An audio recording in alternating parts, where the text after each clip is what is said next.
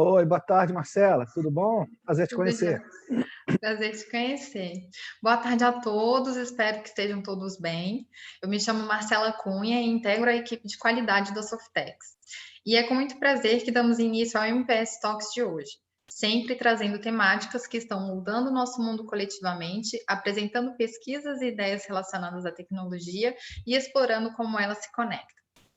E hoje temos como convidado o doutor e coordenador do Programa de Graduação em Ciência da Computação da UFRJ, o ilustríssimo Guilherme Travassos, que tem vasta experiência na construção de sistemas de software e desenvolvimento de projetos para indústrias de grande porte, e além disso é especialista em gerenciamento de processos de software, desenvolvimento de sistemas de software em larga escala, garantia de qualidade de software, interoperabilidade de sistemas, inspeções e testes de software e sistemas de software sensíveis ao contexto, trazendo a temática Desafios contemporâneos para a engenharia de sistema de software.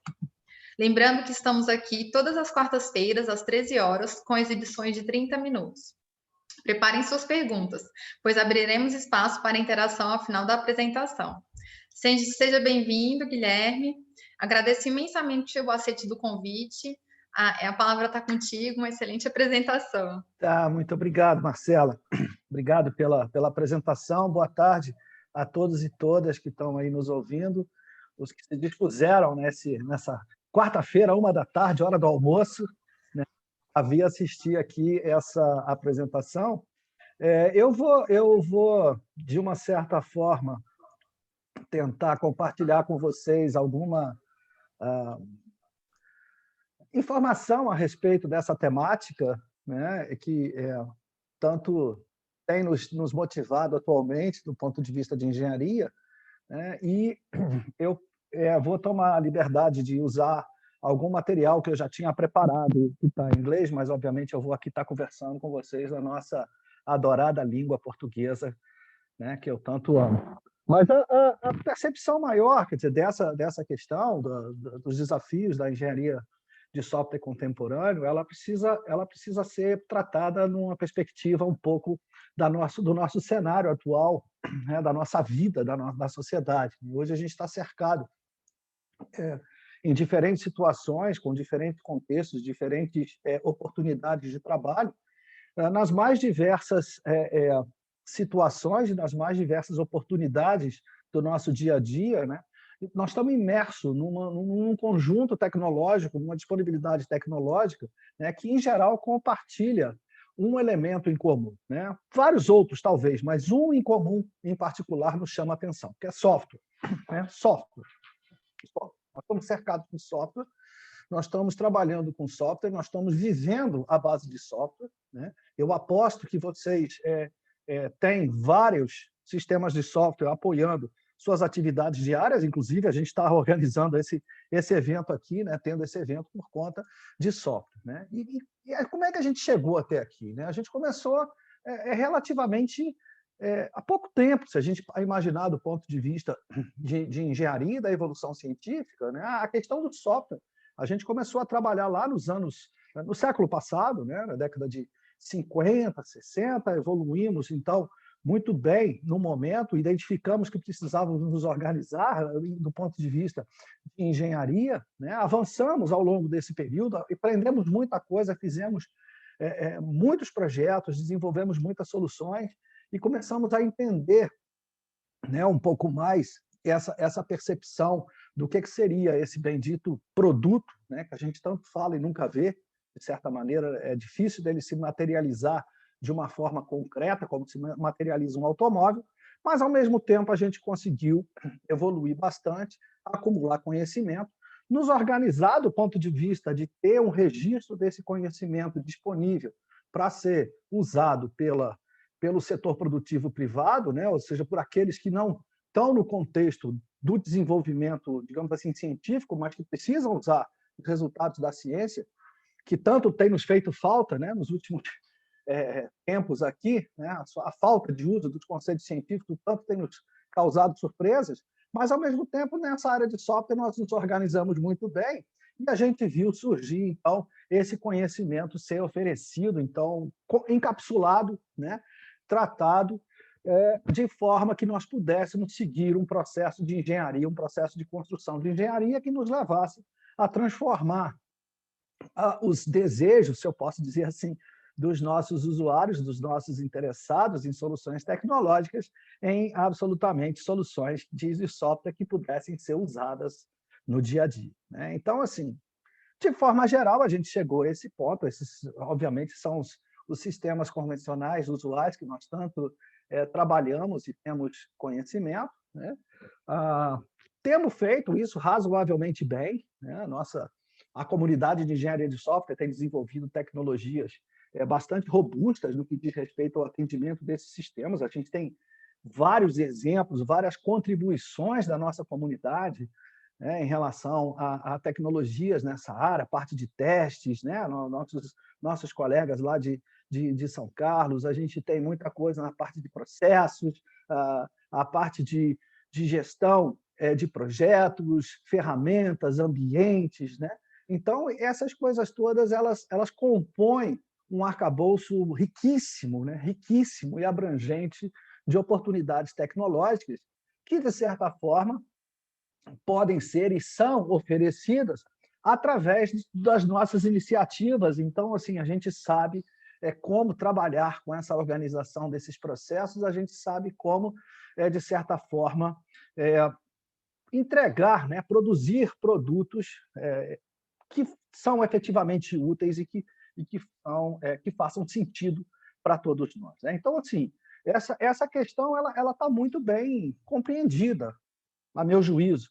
Né? Nós sabemos como construir esses modelos, sabemos como trabalhar com esses produtos. Né? Porém, obviamente, tudo evolui, tudo anda, né? Como a gente costuma dizer, muda. E a gente tem percebido um cenário bastante rico no que diz respeito à percepção de novos sistemas ou de sistemas de software mais modernos, com um diferencial tecnológico bastante arrojado e que nos leva a uma reflexão sobre esses novos tipos de sistemas, que é o que eu estou chamando de sistemas de software contemporâneos, né, e que merecem uma atenção do ponto de vista de engenharia. Né? Obviamente, esses caras são ainda software, né? E, por serem software, nós temos que olhar para eles de uma forma bastante interessante, porque, por ser software, eles acabam herdando propriedades e características do software. Mas uma coisa que chama bastante atenção nesse novo perfil sistêmico é a possibilidade, ou seja, a viabilidade de se entregar produtos e de se construir soluções tecnológicas que, diferentemente do software usual, que mesmo que a gente queira trabalhar no sentido de pensar em arquiteturas baseadas em serviços, distribuições, etc., a gente sempre tinha um foco bem direcionado a um núcleo central de processamento, onde funcionalidades seriam obtidas. Né? E agora a gente passa por uma situação bastante interessante, onde, na verdade, a gente tem uma miríade de sistemas em diferentes computadores, com diferentes usuários, e compondo o nosso ambiente, o nosso ecossistema, né, de vida que a gente sempre percebe. E aí a gente começa a ver o surgimento de uma série de novos desafios e elementos, né, nesse cenário. Ou seja, a gente transcende um pouco da ideia daquelas soluções, me permitem, monolíticas, né, sem demérito algum, mas é a estrutura que a gente usava, para elementos que começam, para soluções que começam a se aparecer e se instanciar de uma forma bastante abrangente, distribuída entre nós. E a gente vê chegar aparatos tecnológicos, né, que nos permite não só pensar do ponto de vista algorítmico, né, código que vai ser executado, mas também na capacidade de começar a permitir que determinados elementos e objetos que nos cercam passem também a encapsular propriedades sistêmicas e passam também a se comportar de uma forma que nos interessa e que nos, de certa maneira, amplia a capacidade de soluções e de oferecimento de cenários adequados para a sociedade. Então, esse momento que a gente está vivendo, se a gente buscar uma interpretação ou uma percepção na literatura geral, diferentes autores acabam indicando que nós estamos passando por um período que se corresponderia a uma quarta revolução industrial, né? Por conta dessa capacidade de embarcação e integração de processamento, né? De computadores em larga escala e imersos num ambiente onde a gente consegue, então, realmente trabalhar com isso e transformar digitalmente a situação que a gente vive. Então, a gente começa a olhar para um perfil de engenharia um pouco diferente, né? Onde distintas dimensões e problemas começam e questionamentos começam a surgir que não necessariamente aquelas tecnologias que nós construímos, muito bem construídos e sabemos usar, elas talvez não se adaptem completamente ou não conseguem oferecer o mesmo nível de eficiência e eficácia que obtinham anteriormente, né? E isso muito considerando, né, diferentes requisitos e propriedades desses sistemas modernos, que talvez nós não nos preocupássemos nas soluções anteriores, mas que agora começam a fazer parte de um cenário bastante importante para nós, tendo em vista a essa disponibilidade tecnológica, né, e essa diversidade que existe do ponto de vista geral de processos, né? Então, assim, aspectos, questões que dizem respeito à heterogeneidade, né? Questões de segurança, né? A partir do momento que eu começo a ter um determinado equipamento na minha residência que está conectado à internet, eu tenho que começar a me preocupar nessas questões, né? Minha geladeira inteligente, né? Alguém invade minha geladeira, troca a minha lista de compras, ao invés de mandar comprar cerveja, começa a comprar água.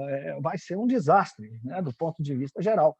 Mas, de qualquer forma, é algo que nos preocupa. Eu usei o exemplo da geladeira, mas poderia ser qualquer outra situação, né?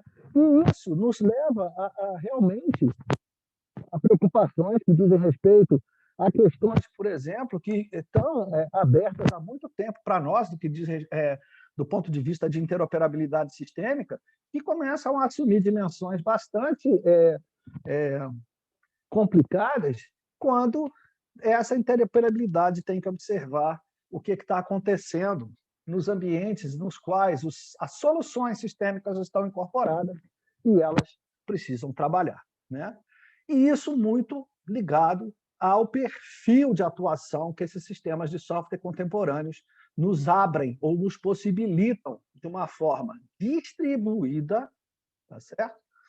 Autônoma e que muitas vezes não tem o humano no contexto do uso da aplicação, né? Então, a gente começa a ver uma possibilidade enorme no cenário de identificar coisas no nosso meio ambiente, de poder rastrear essas coisas, entender o que está acontecendo, para onde elas estão indo, de onde estão vindo, né?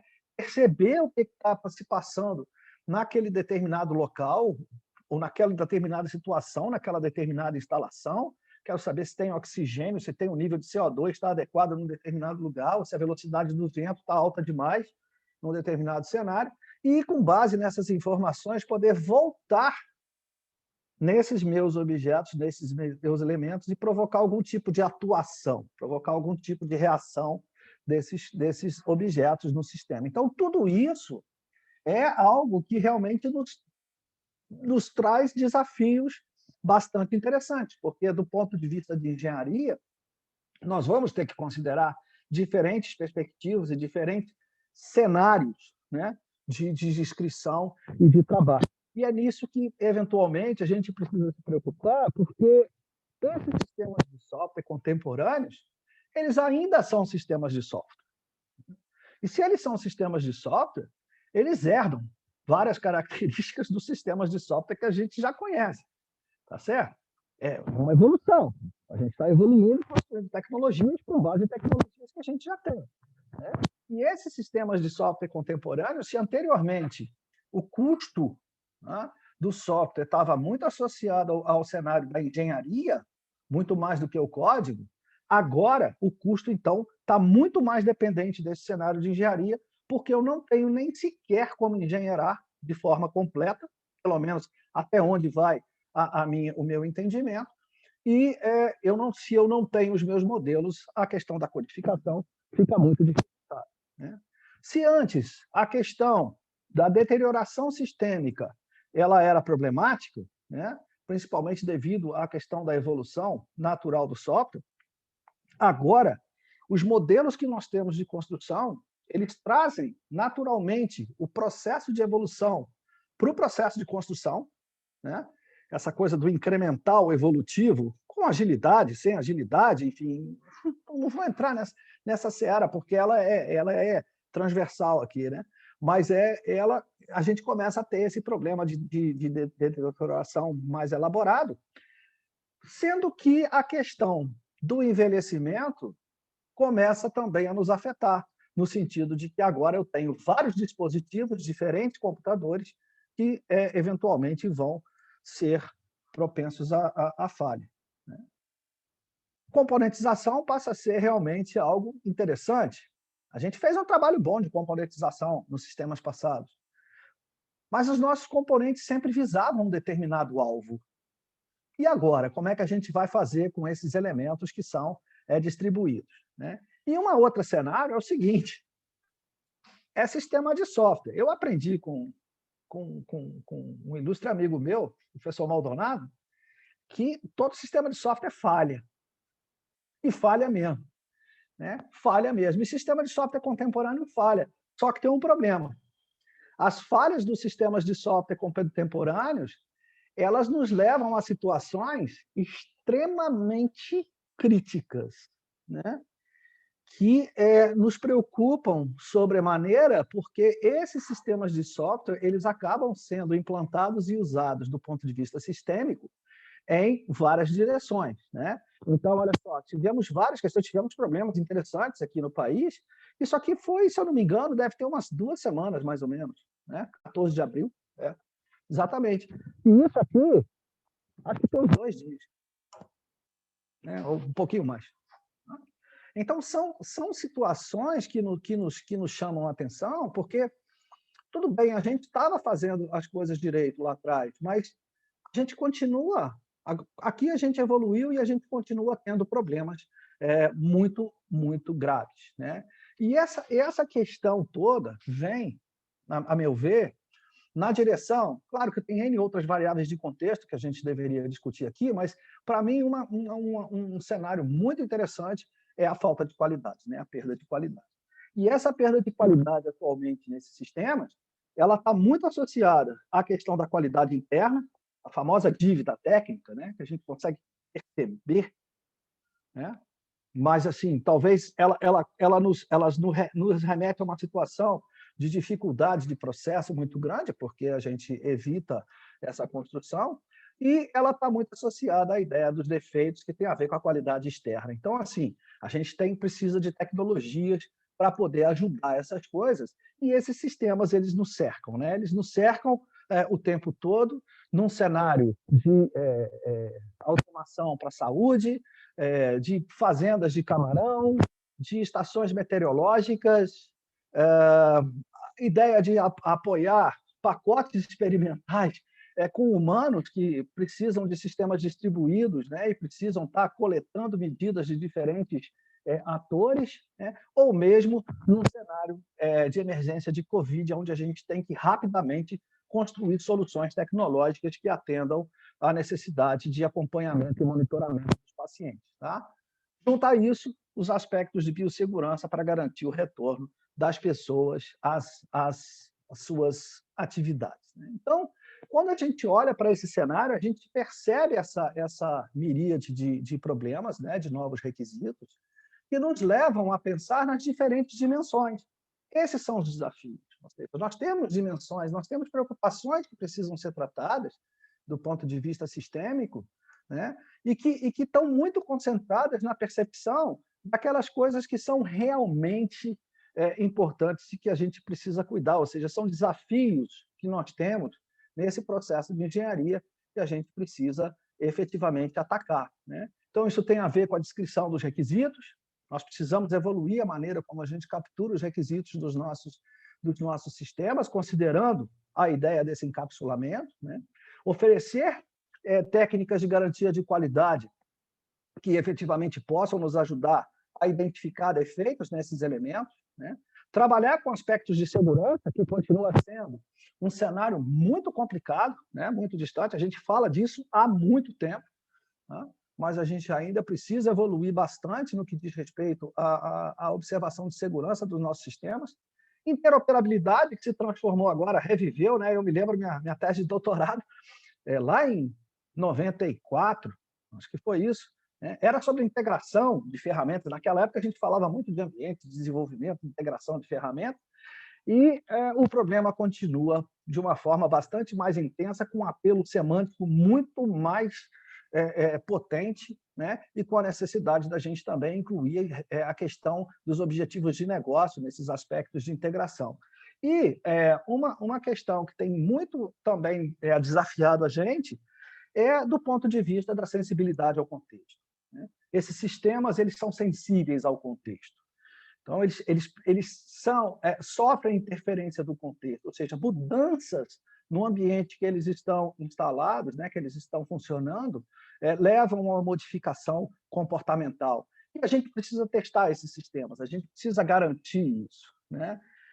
E como é que a gente está fazendo isso? Se a gente olhar do ponto de vista da pesquisa, a gente está fazendo bastante coisa interessante, né? Tem várias abordagens e resultados, né? Existe uma estratégia de teste metamórfico que é muito interessante para esses sistemas, mas, porém, todas essas estratégias elas não conseguem garantir completude, elas não conseguem garantir cobertura, né, total. E aí vem um problema que é o seguinte: a gente tem muito poucas técnicas que efetivamente conseguem apoiar o projeto de testes para sistemas de software contemporâneos sensíveis ao contexto. Bom, mas a indústria está construindo esses sistemas. A gente viu lá atrás que esses sistemas estão saindo, estão falhando, mas estão saindo. Mas o que acontece? Eles estão testando como podem, né? Então, são desafios que efetivamente a gente precisa trabalhar, porque esse modelo ele tem que evoluir, a gente tem que estar ciente, né, que ainda precisamos de muitas tecnologias para apoiar o teste desses sistemas, né? E essa é uma grande oportunidade para, por exemplo, nós, academia e a indústria de software, poder trabalhar juntos, né? Não especificamente comigo, mas a academia, né, trabalhar juntos, para que nós possamos evoluir essas tecnologias e ver de que maneira que a gente pode atender esse cenário, já que, no momento, o máximo que a gente pode fazer é aceitar a natureza do contexto e nos preparar para minimamente conseguir observar essas mudanças comportamentais, né? Já que nós não temos modelos ainda efetivos que adotem a variação de contexto, a mudança de contexto, né? Que seja no planejamento, que seja no oráculo de teste, já que a mudança de contexto ela pode afetar todas essas dimensões. Na verdade, ela me traz um conjunto, né, um pouco maior de casos de teste, e tem um esforço adicional de casos de teste que a gente precisa tratar, já que o contexto deveria poder variar livremente enquanto a gente executa esses testes. Então, assim, essas coisas todas nos levam a situações, aqueles projetos que eu exemplifiquei anteriormente, são projetos que a gente vem, de certa maneira, trabalhando, né? Onde grande parte desses desafios eles surgiram, eles foram observados, né? E são questões que a gente tem feito, né? E adaptações que nós temos feito para, de certa forma, minimizar um pouco o risco desse desenvolvimento. Primeiro alterar um pouco a percepção de como construir estes produtos, né? Talvez trazendo um aspecto de aprendizado contínuo para o processo de desenvolvimento tenha sido uma estratégia interessante que a gente tenha feito, né? Olhar para os nossos projetos como realmente objetos de estudo e, com isso, poder derivar aqueles exemplos de tecnologia que eu mostrei para vocês, de requisitos, inspeção, etc., né? Aplicar um conjunto de fatores, ou seja, observar fatores que efetivamente nos permitem aprimorar o conceito da qualidade, da produtividade, né? E aí esses fatores eles estão envolvendo aspectos do processo de engenharia de construção, né? Da automação desse processo, da organização dos ambientes e das equipes de desenvolvimento, né? E isso daí tem nos ajudado bastante a olhar, principalmente quando a gente consegue garantir motivação, autonomia, comunicação da equipe e trabalhar com projetos de tempo muito curto. Ou seja, se tiver que errar, temos que errar o mais rápido possível, né? Porque já que muitas vezes a gente não tem as tecnologias, a gente não consegue depois resolver essas coisas. Tá? Então, esses elementos eles são muito importantes, né? Porque eles vão nos permitir tratar uma evolução contínua desse processo de engenharia. A gente precisa aplicar muita ideação, muita inovação, né? Aspectos de prova tecnológica começam a surgir no contexto de demanda de atividades que a gente precisa ter, né? Muita discussão de user experience, né? Eu assisti uma palestra interessantíssima da professora Tayana Conte sobre user experience, muito boa. Questões de qualidade, vocês viram uma quantidade enorme de requisitos não funcionais, né, que aparecem, e, principalmente, a gente começar a oferecer tecnologias que apoiem efetivamente a engenharia desses produtos, né? Então, assim, a gente precisa realmente estar buscando observar e adquirir evidência relacionada a esses sistemas, a forma como a gente constrói esses sistemas, né? Esses projetos eles chamam a atenção por serem multidisciplinar por natureza, né? Então, eles envolvem o tratamento de dados de diferentes vertentes, de diferentes perspectivas.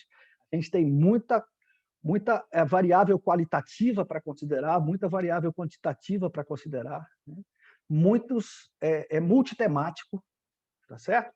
Então, quando a gente trabalha nesses projetos de uma forma bastante aberta, né, e bastante abrangente. E isso faz com que a gente tenha que estar sempre pensando fora da caixa, né? A gente não consegue seguir naquele rumo. Cada projeto apresenta um desafio diferenciado, e esses desafios eles nos levam, né, a ter duas coisas fundamentais, né? Primeiro, ser baseado em evidência. Não adianta aqui, a tentativa e erro, nesses casos, ela é desastrosa, tá? E adotar os princípios clássicos da engenharia de software e o conhecimento que está bem estabelecido nesse cenário. Tá? Como as observações desses processos, desses projetos, elas não são, digamos assim, usuais, né? A gente também tem uma evolução nesse processo de observação e de experimentação, né? O uso de métodos contemporâneos para observar esses projetos e adquirir evidência é fundamental, né? Então, assim, a gente tem um apoio bastante intenso do ponto de vista de conhecimento científico, da forma como a gente pode apoiar a observação desses projetos e, com isso, colaborar para a evolução do conhecimento e, quem sabe, né, vencer alguns desses desafios que a gente tem aí nesse cenário, ok? Então, eu sou Guilherme Travassos, tá? Lidero o grupo de engenharia de software experimental da COP, do Programa de Engenharia de Sistemas e Computação. Nós estamos trabalhando com experimentação, essa área foi introduzida no país em 2001, né, por intermédio de um grupo de docentes do qual eu me incluo, e nós começamos a trabalhar com experimentação desde então. Tá? Então, a nossa intenção é evoluir conhecimento de engenharia de software com base em evidência, e, por base desses contextos de inovação e empreendedorismo, a gente está com aceleração de pré-startups. Esses projetos todos se transformam em oportunidades de empreendedorismo. Isso tudo ocorre no Programa de Engenharia de Sistemas de Computação. Venham trabalhar com a gente, fazer seu mestrado e doutorado. Tá bom? Muito obrigado, era isso que eu tinha para apresentar para vocês. Guilherme, nós que agradecemos, né? Muito obrigada pelas reflexões trazidas ao nosso encontro. Eu vou pedir para você todos esses links que você apresentou aí para a gente mandar para quem está participando e se inscreveu também, né? Não só que às vezes as pessoas não podem participar na hora do evento, mas depois elas podem acompanhar. E aí, se você puder me disponibilizar todos esses links, Claro. Claro, Eu mando claro. aí para Eu te todo mando o mundo. material. Os links vão no material, você pode distribuir. Eu vou colocar isso público também no meu portal, e aí o pessoal pode baixar, tá bom? Ah, maravilha. Guilherme, nós temos algumas perguntinhas aqui. A Ana perguntou, né? Primeiro ela elogiou bastante a palestra e ela perguntou se nos exemplos que seu grupo está desenvolvendo, qual foi a maior dificuldade que encontraram? Olha, a maior dificuldade, obrigado, professora Ana Regina. A pergunta ela parece simples, mas ela é bastante interessante. Ou seja, nós observamos diferentes questões, mas eu tive, a princípio, nesse período, eu tive talvez três grandes dificuldades, né, ou desafios. A primeira foi o tal do language of doing, né? Ou seja, como conversar com seus parceiros, já que os projetos são multidisciplinares, muitas vezes a gente está trabalhando com diferentes profissionais, perfis profissionais. Então, a gente precisa ser rápido na interpretação dos conceitos. Por exemplo, conversar com os médicos não é trivial. Né? Conversar com os especialistas de outras. A linha do agro, por exemplo, eu não mencionei aqui, tem outro projeto nosso que é o iCup, devia ter colocado, que é da lá do leite. Também a gente está na linha do agro, a gente venceu o Vacaton, né? Com o nosso projeto lá com a caneca inteligente. Então, assim, essa é uma dificuldade. A segunda dificuldade é realmente a falta de tecnologias apropriadas para resolver uma determinada situação. Muitas vezes nos projetos a gente teve que parar para preparar uma tecnologia e aí voltar para aplicar, né? E a terceira dificuldade que aos poucos a gente está vencendo, principalmente nesses projetos e no tempo atual, é a questão do distanciamento físico. Porque várias das atividades eu dependo de estar na bancada com o meu time. Então, isso aí tem provocado surpresas interessantes. A minha mesa da cozinha virou bancada de laboratório. Então, de vez em quando, eu sou expulso de lá. Se vocês observarem a foto depois do oxímetro, o oxímetro, vários deles foram montados aqui em casa, né? Então, essas coisas acontecem. Então, para mim, essas são as mais difíceis. Guilherme, eu também tenho uma pergunta. Sim. Parece que, apesar da metodologia de qualidade de software estar encapsulada, ela está evoluindo constantemente. Aí eu queria que você explicasse um pouquinho quem participa disso e como essas pessoas participam, quais são as próximas tendências de atualização da metodologia. Uau! Mais 30 minutos?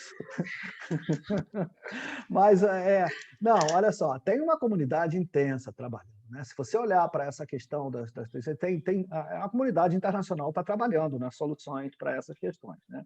Do ponto de vista de conhecimento, ou seja, do momento que se tem uma solução na academia para ela passar para a indústria, se eu puder fazer assim, a gente tem um tempo, né? Precisa de ter um tempo de maturação. Então, tem todo um time. Isso se acelera quando há uma maior aproximação entre os dois grupos. Né? Foi o que aconteceu, por exemplo, com o MPS, né? O nosso MPS.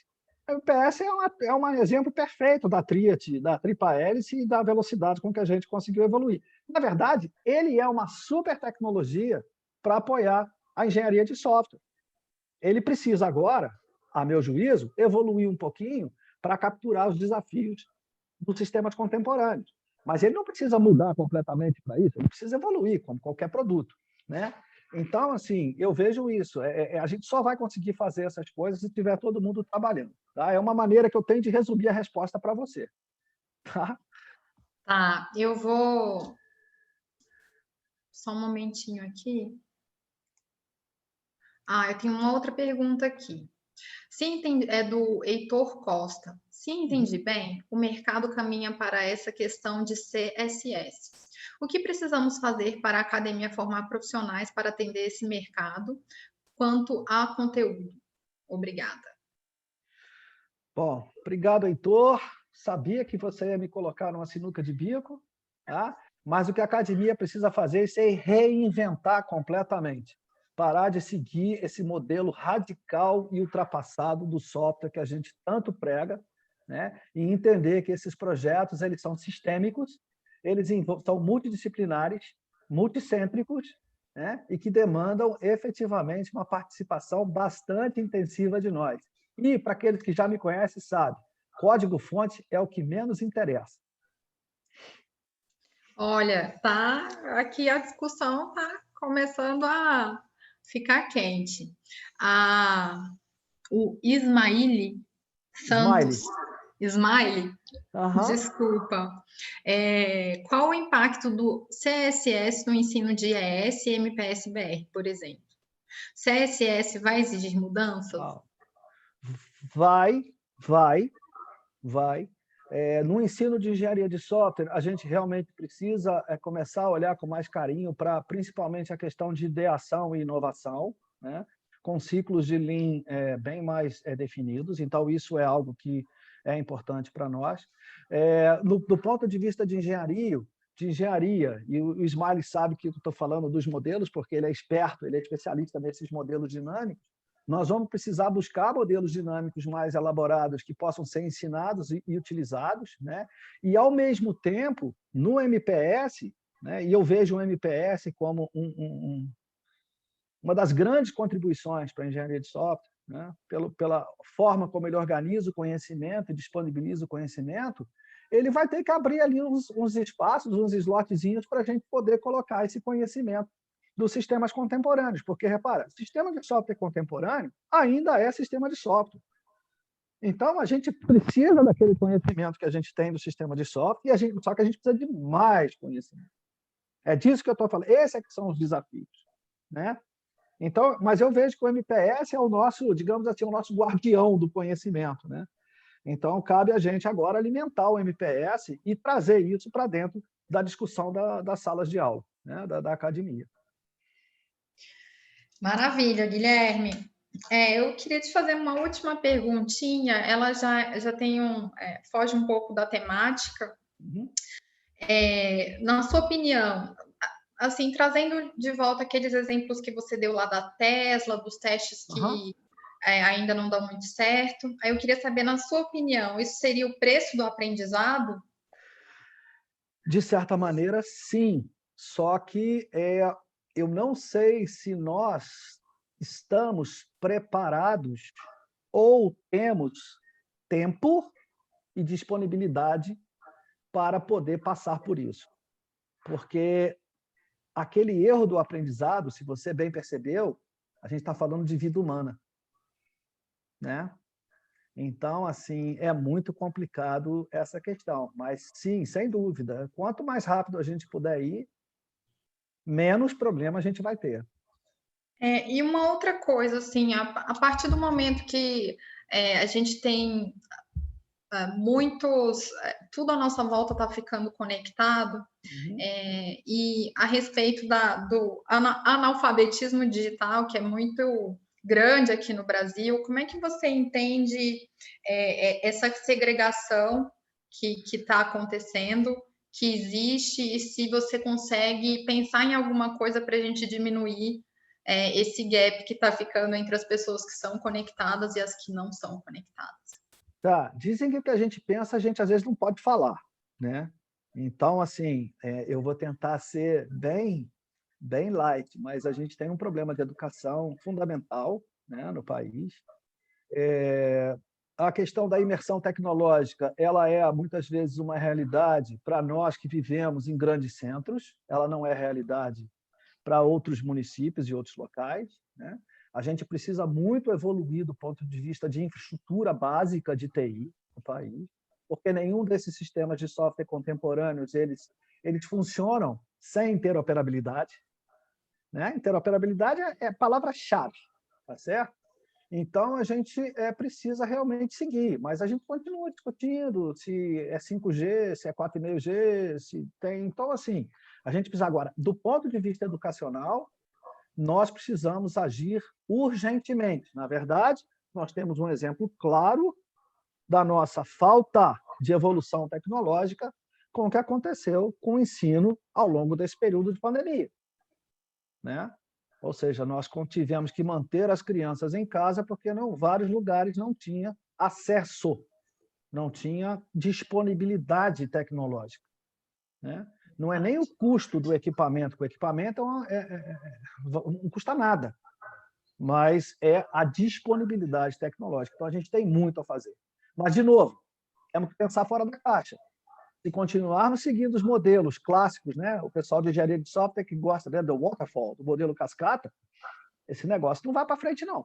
Nós vamos continuar discutindo desafios forever.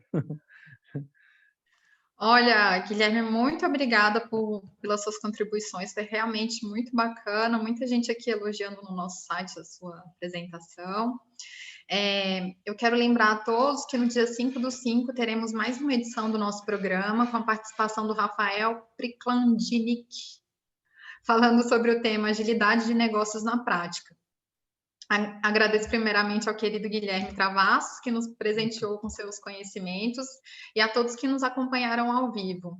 Espero vocês todas as quartas-feiras, sempre à 13h. Até lá. Guilherme, se você quiser dar mais uma... Sim, eu queria novamente, Marcela, agradecer a Softex, a oportunidade, a professora Ana Regina, que conseguiu me convencer a estar aqui, né, com todas essas coisas que a gente está envolvido, né?